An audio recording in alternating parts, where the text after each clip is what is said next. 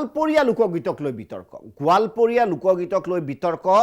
ৰাষ্ট্ৰপতিৰ সন্মুখত বিকৃত ৰূপত উপস্থাপনৰ অভিযোগ গৌৰীপুৰত গোৱালপৰীয়া যি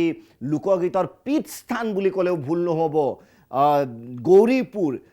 ৰাষ্ট্ৰপতিৰ সন্মুখত বিকৃত ৰূপত উপস্থাপনৰ অভিযোগ আৰু গৌৰীপুৰত ক'লা বেজ পৰিধান কৰি প্ৰতিবাদ প্ৰতিমা বৰুৱা পাণ্ডেৰ প্ৰতিমূৰ্তিৰ সন্মুখত প্ৰতিমা পাণ্ডেৰ বৰুৱাৰ যি তেওঁৰ প্ৰতিমূৰ্তিৰ সন্মুখত প্ৰতিবাদ কৰিছে কাৰণ গোৱালপৰীয়া লোকগীতক বিকৃত ৰূপত প্ৰদৰ্শন কৰাৰ ভয়ংকৰ অভিযোগ উত্থাপন হৈছে আৰু আপোনালোকক জনাও যে স্থানীয় লোকে আৰু স্থানীয় শিল্পীসকলে প্ৰতিবাদ তেওঁলোকে কৰে প্ৰতিমা বৰুৱা পাণ্ডেৰ ভাতৃ প্ৰবীৰ বৰুৱাৰ লগতে বিভিন্নজনে প্ৰকাশ কৰিছে তীব্ৰ প্ৰতিক্ৰিয়া যে কিদৰে দেশৰ প্ৰথম যি ফাৰ্ষ্ট লেডি বুলি কোৱা হয় প্ৰথম সিটিজেন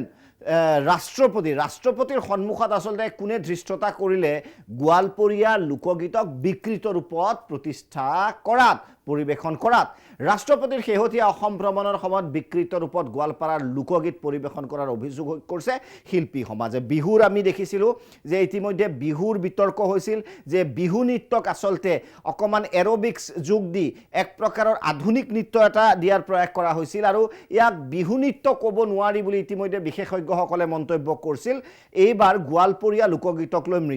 আচলতে বিতৰ্ক আচলতে মূল কথাটো এইটোৱে যেতিয়া এনে ধৰণৰ যিটো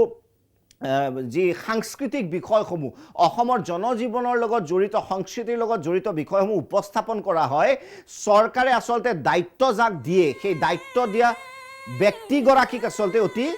তেওঁলোকে বাছি লোৱাটো অতি গুৰুত্বপূৰ্ণ কাৰণ শুদ্ধভাৱে উপস্থাপন আমি কিছু অংশ দেখুৱাব পাৰোঁ যদি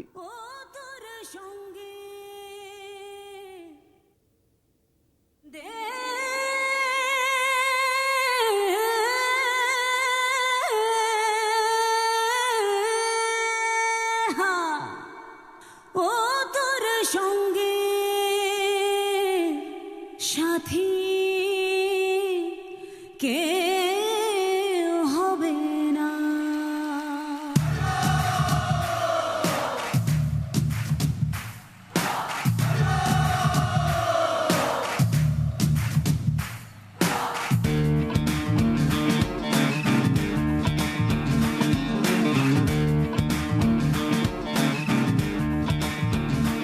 একবার হরি বলো মন রসনা মানব দেহের গৌরব কইরো না একবার হরি বলো মন রসনা মানব দেহের গৌরব কইরো না মানব দেহা মাটির ভান্ড ভাঙিলে হইবে খন্দর খন্দ মানব দেহা মাটির ভান্ড ভাঙিলে হইবে খন্দর খন্দ ভাঙিলে দেহা জোড়া নিবে না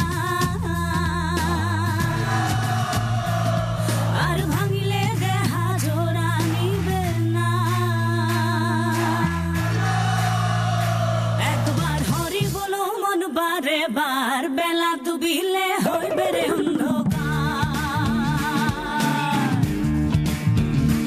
একবার হরি বলো মন বারে বার বেলা ডুবিলে হইবে রে অন্ধকার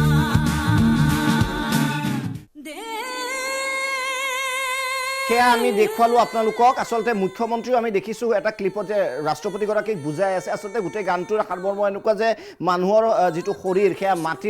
মাটিৰ পাত্ৰৰ নিচিনা আৰু যেতিয়া এবাৰ ভাঙি যায় এই টুকুৰা টুকুৰ হৈ যায় এনেকুৱা ধৰণৰ হয়তো মুখ্যমন্ত্ৰীগৰাকীও বুজাই আছে গানটো শুনি ভাল লাগিছে আপুনি হয়তো ভাবিছে ইয়াত প্ৰব্লেম ক'ত আছে ইমান ধুনীয়া লাগিছে যি তাত ৰিদম ইউজ কৰা হৈছে খুব সুন্দৰ কিন্তু আসল যিটো গোৱালপৰীয়া লোকগীত সেই গোৱালপৰীয়া লোকগীত কি সেয়া দেখুৱাই দিলে স্থানীয় শিল্পীসকলে তেওঁলোকে এই গীতটোকে শুদ্ধ ৰূপত উপস্থাপন কৰিলে আমি শুনো আহক গম পাম তেতিয়া পাৰ্থক্যটো